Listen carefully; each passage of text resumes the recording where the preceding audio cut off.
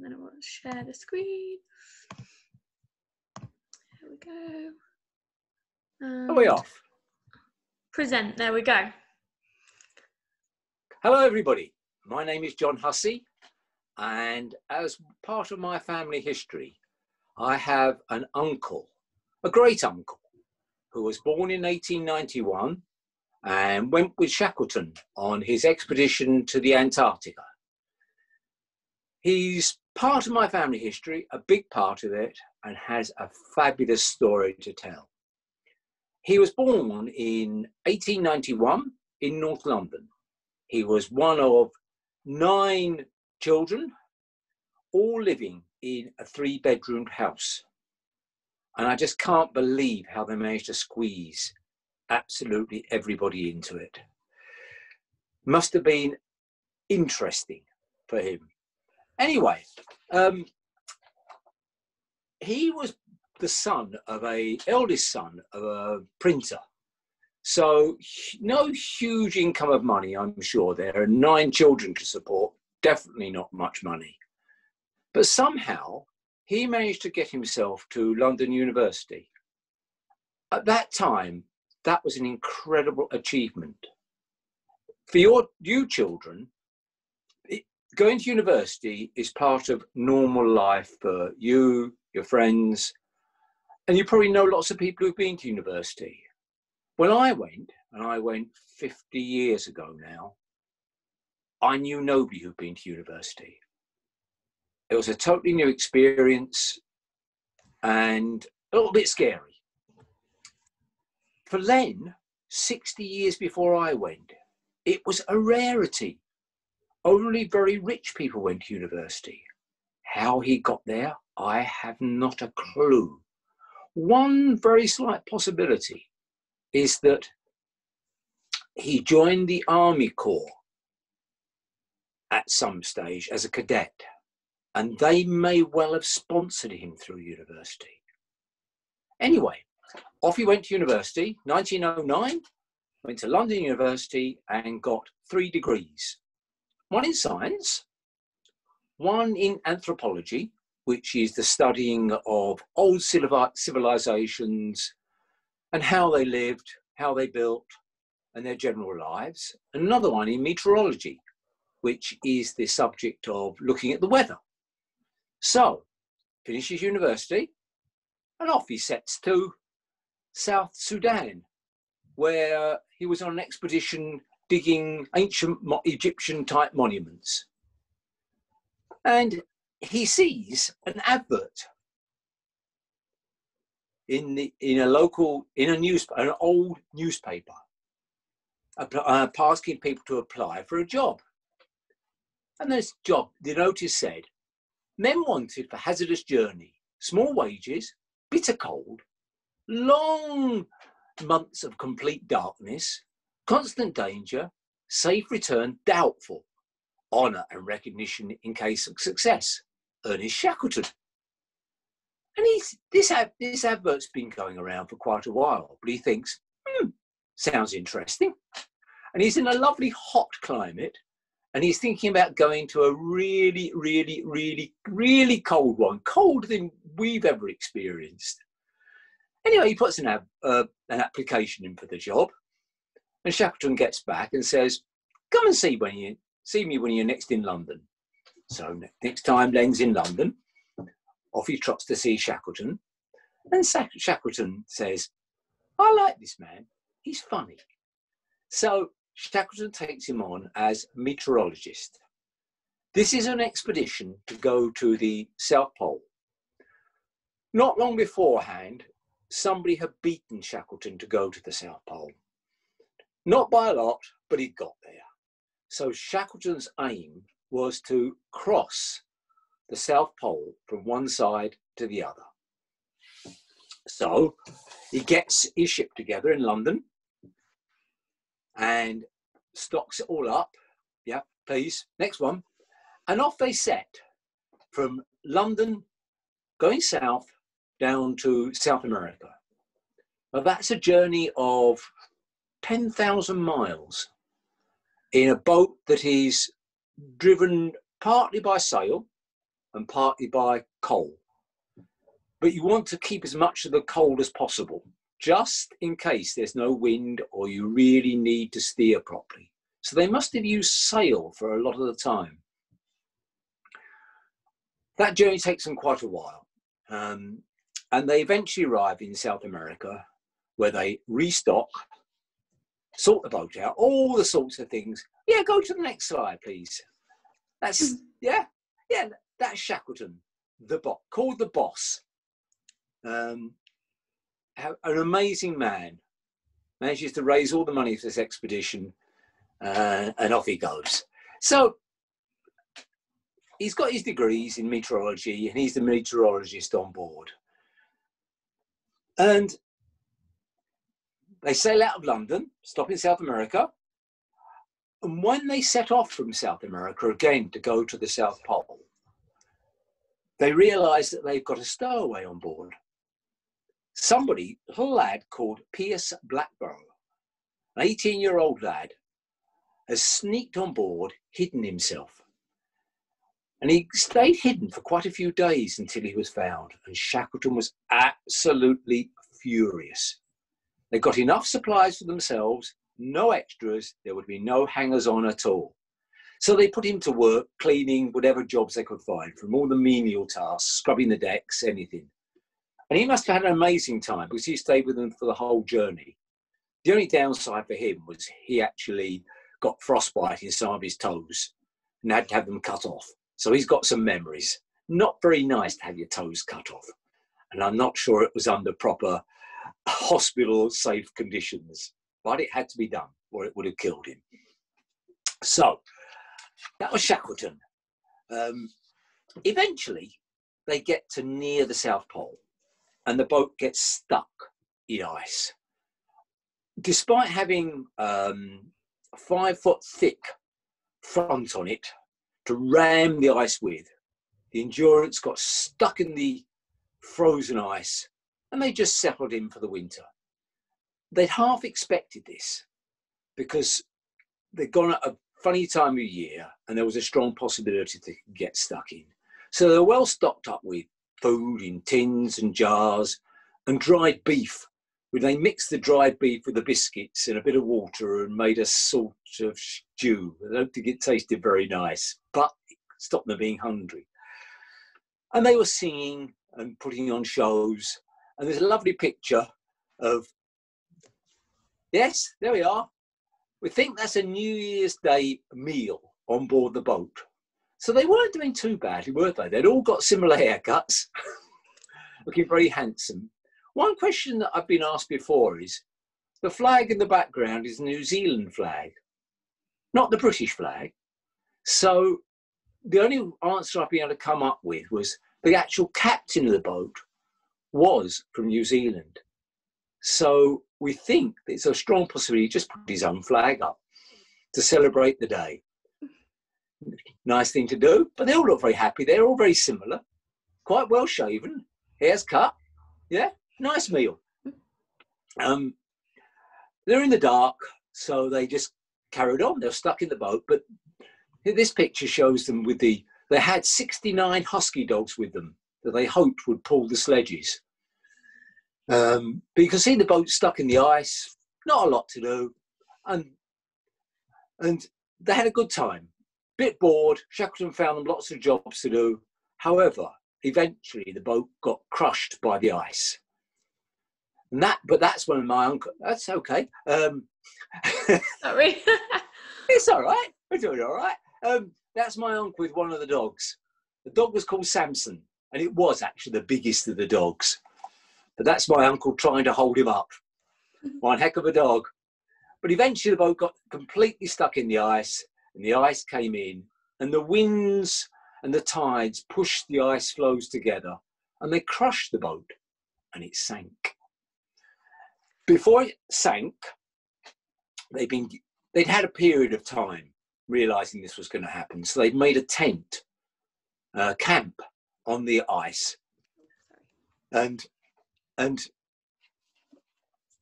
taken a lot of the stock off the boat into that camp, all the important things, because they knew they were going to have to survive somehow. So eventually the boat just completely disappears and they're left stranded on the ice. They've no telephones, they've no internet, they've no way of contacting anybody to let them know they weren't safe. So the only way of sorting themselves out was to rescue themselves. So off they go, all 28 members of the crew, and they start pulling some of the lifeboats across the ice. And we'll go back to the previous pictures because they were allowed only very, very small amount of personal things. But one thing that Shackleton insisted was that my Uncle Len took his banjo with him, because the banjo playing cheered everybody up, and it was termed vital medical medicine. And I think that's really good. And that's my uncle there, playing his banjo, not on the boat, but in his army uniform. So, which is why we think he may have been sponsored by the army to go to university.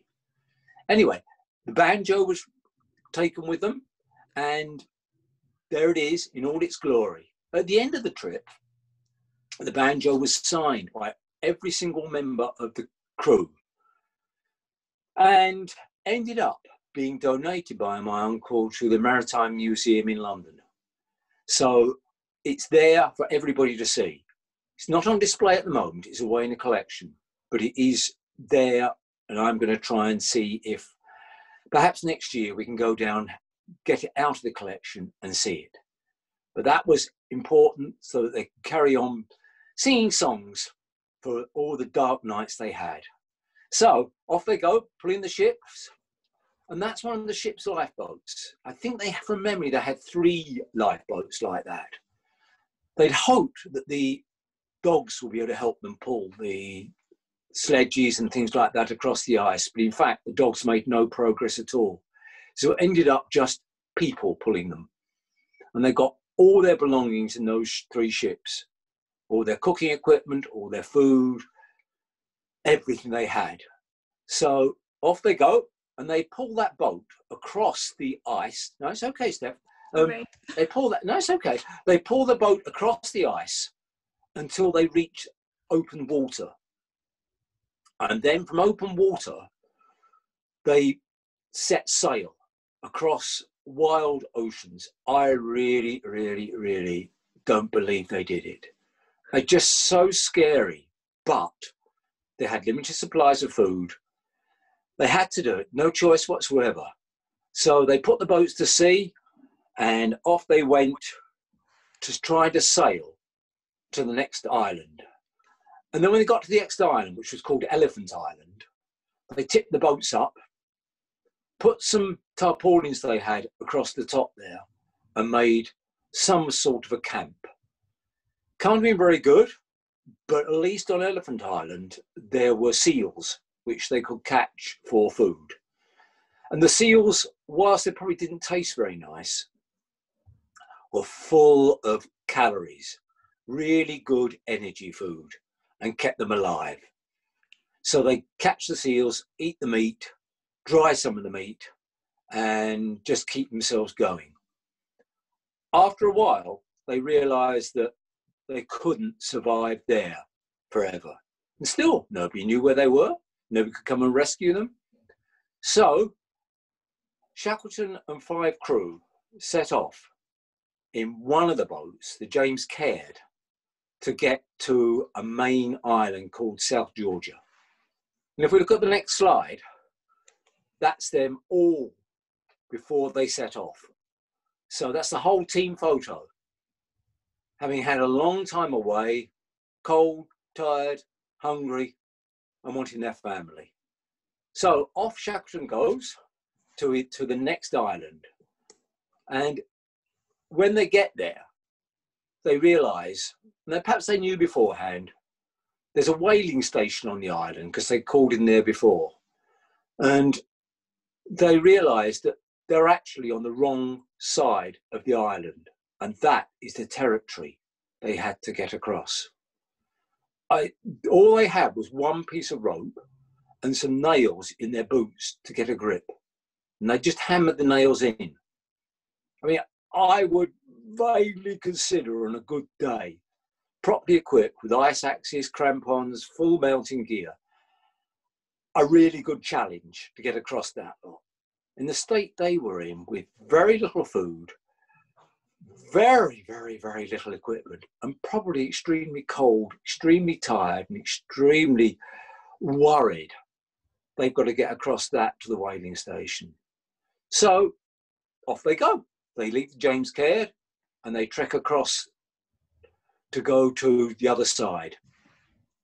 When they eventually get to the whaling station, the people there run away from them.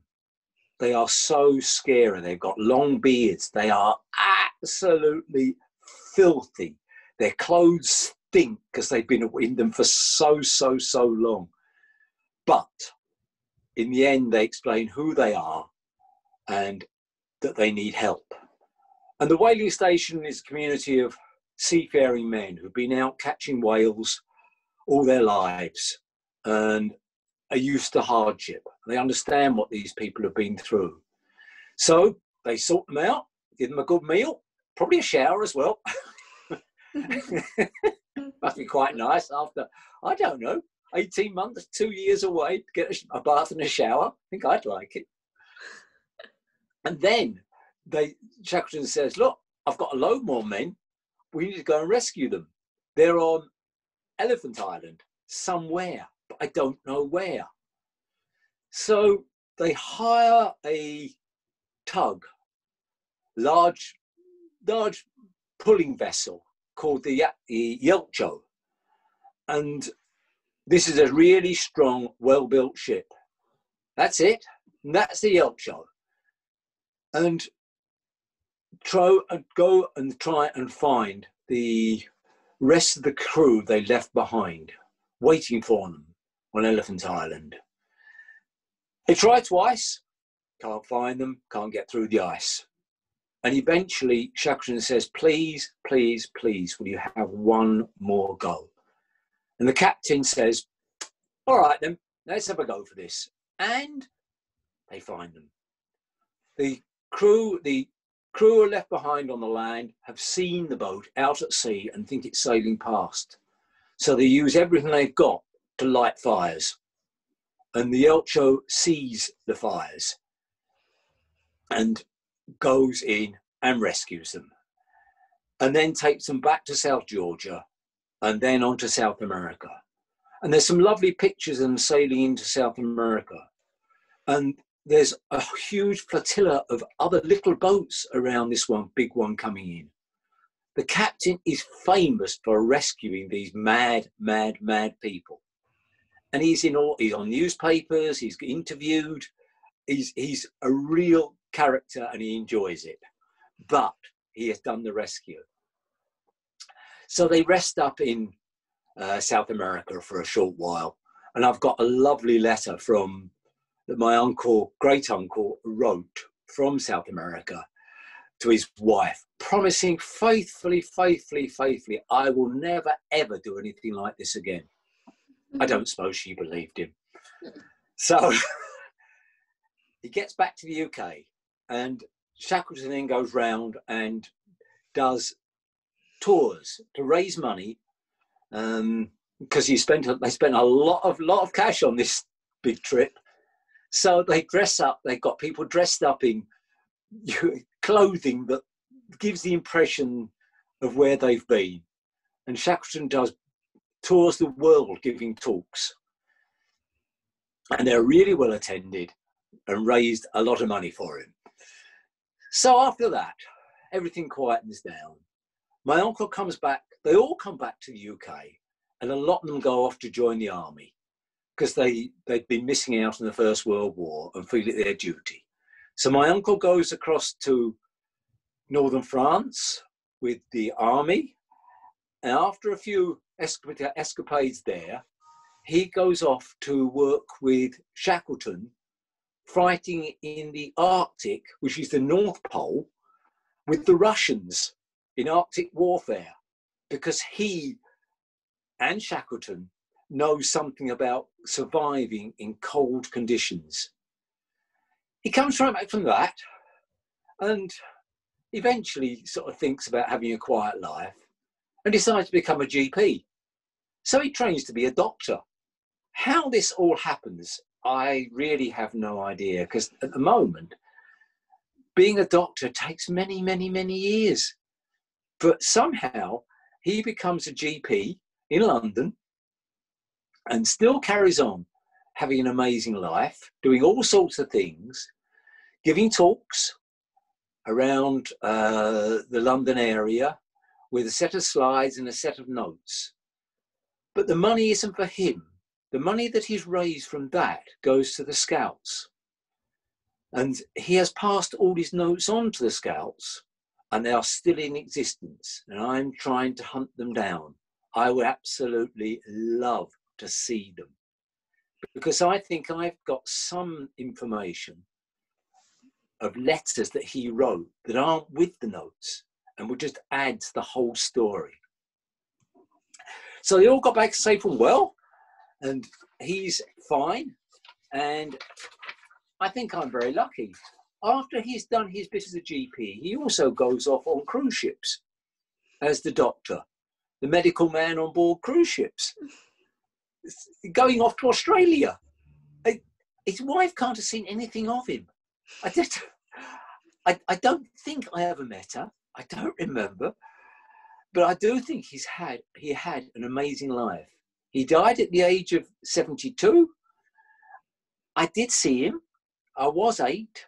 I don't really remember. I remember going to his house, but I don't remember him. And I just think he had an amazing life, and everything is there for all you children to have an amazing life yourself. Anything is possible. Whatever you start with, he just told me you can do what you really want to. So thank you very much. If you've any questions at all, ask your teacher, and I will do my best to find out an answer. I don't know them all, but I will do my best to find out. Thank you very much indeed. And thank you, Steph. Thank you, John. That was amazing. Thank you so much. I enjoyed that. Thank you. Yeah,